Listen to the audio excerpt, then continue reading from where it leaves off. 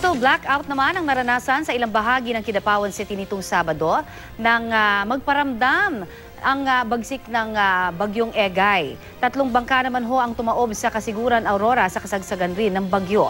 Balitang hatid ni Isay Reyes.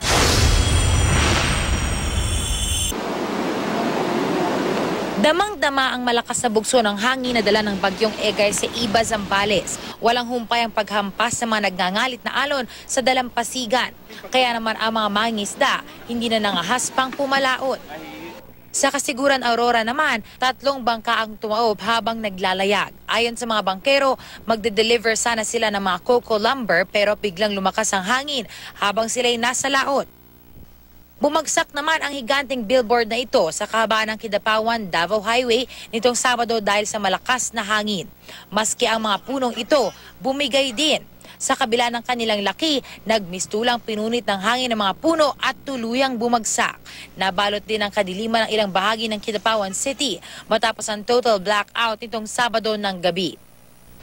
Malakas na ulan at hangin naman ang bumayo sa mga bayan ng Odyongan, San Fernando at ilan pang kalapit na lugar sa Romblon. Dahil sa dami ng bumagsak na ulan, umapaw tuloy ang ilang ilog. Mabuti na lang at walang napaulat na flash flood at landslide sa buong lalawigan. Sa pilitang paglikas naman ay pinatupad sa 2 barangay sa Siyay, Zamboanga, Sibugay. Sa mga litratong ito, makikitang nagmistulang lawa na ang barangay sa Linding at Sibugay dahil sa bahang dala ng ulan. Pero ang ilang residente, piniling manatili sa kanilang mga tahanan sa kabila ng baha. Tinatayang aabot sa 50 pamilya ang apektado. Isay Reyes, GMA News.